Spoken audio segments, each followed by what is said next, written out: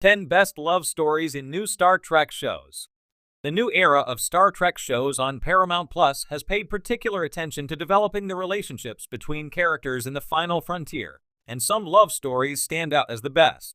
Star Trek Discovery is dedicated to wider representation, including depicting LGBTQ+ characters in stable relationships.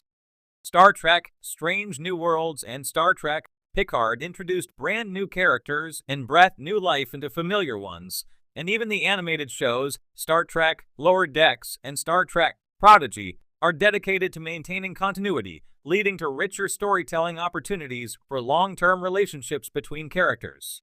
Romance is nothing new to Star Trek, but the wide range of tones and genres explored by the new Star Trek TV shows means that new characters' love stories can share that diversity of style.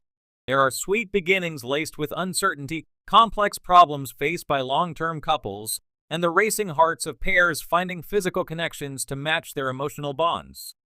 The Star Trek approach to love stories shows the depth and breadth of humanity, focuses on people bonding over their similarities despite their differences, and centers on the need for communication and trust to forge true relationships.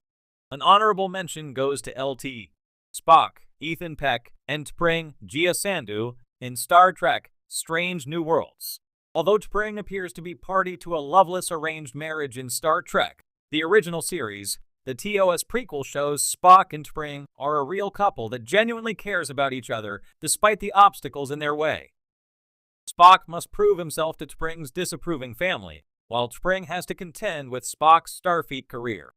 T'Pring and Spock are really trying to make their relationship work, but the clash of T'Pring's values and Spock's wavering commitment can't hold up to the external challenges. Dal-Rel, Brett Gray, and Gwyndella, Ella Purnell, have a rocky start in Star Trek Prodigy, since Dal sees everyone as a potential enemy, and Gwyn, being the diviner's, John Noble, daughter, makes her extra suspicious in Dal's book. Of course, once Dal and Gwyn start actually talking, and more to the point, listening to one another, Gwyn and Dal find they have more in common, making the solid foundation of a great friendship.